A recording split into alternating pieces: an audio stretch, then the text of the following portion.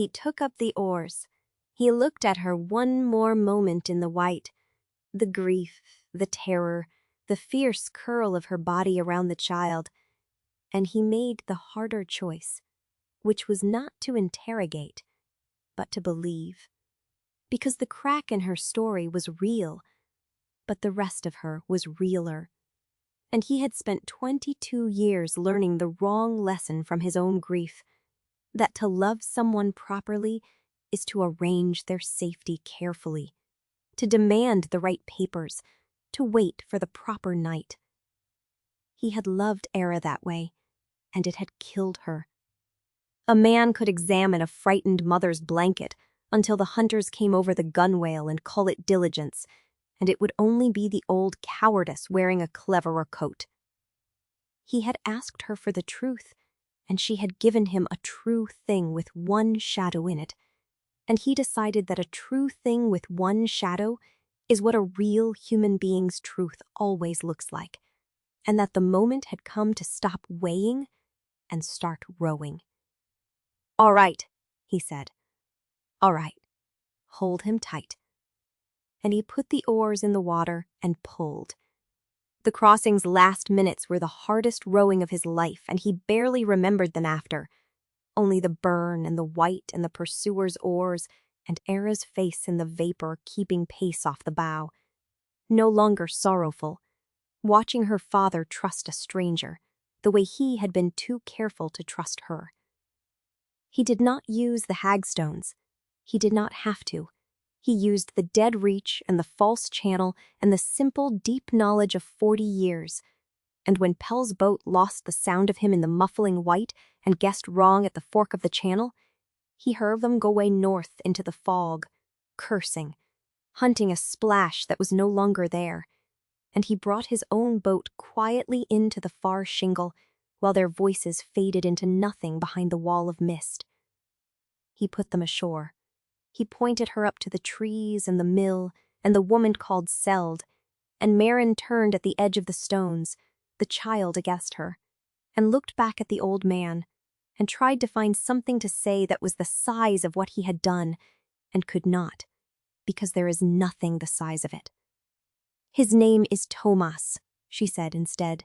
Clearly now, no half-beat. The name she had been too frightened at a stranger's jetty to give to a stranger who might yet sell it. "I couldn't say it before. I didn't know if you were one of theirs. I've been afraid of every face for 6 days. And the blanket," she said, seeing where his eyes had sneaked even now, the fine embroidered blanket, was the only good thing she owned, made by the cook who had warned her, the one kind hand in that whole cold house, stitched in secret for a baby everyone else in the household was pretending not to know about. The two shadows in her story had been a frightened woman's care and a frightened woman's love. Exactly that, and nothing worse. And Bevan stood on the shingle and felt the small, mean weight of his suspicion fall off him and sink into the strait. "Go," he said gently. "Raise him somewhere the fog can't reach." And she went. Up the dark shingle into the trees, the child, Tomas warm and the only fine thing she owned, and was gone into the rest of her life. Bevan rode home alone through the thinning dawn. The marshal's men came to his jetty 2 days later, hard-faced, and asked had he ferried a woman and a child across on the night of the fog.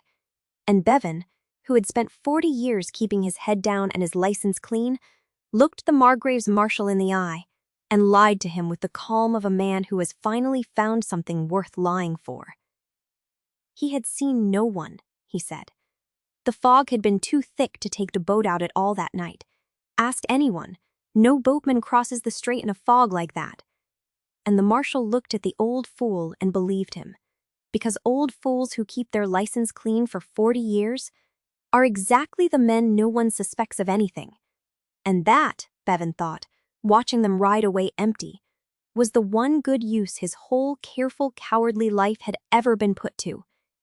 It had made him, at the very end, the perfect liar for a single necessary lie.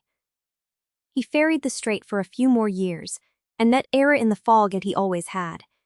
And she was changed now. the way she had been changed since the night of the crossing. Not gone, the dead never quite go, but no longer sorrowing, no longer the reproach he had earned and carried for 2 decades.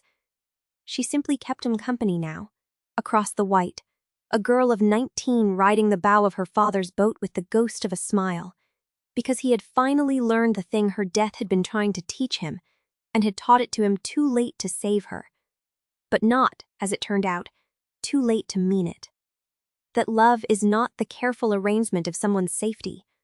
Love is the moment you put the oars in the water on nothing but their frightened face, and pull, and trust the rest to the fog.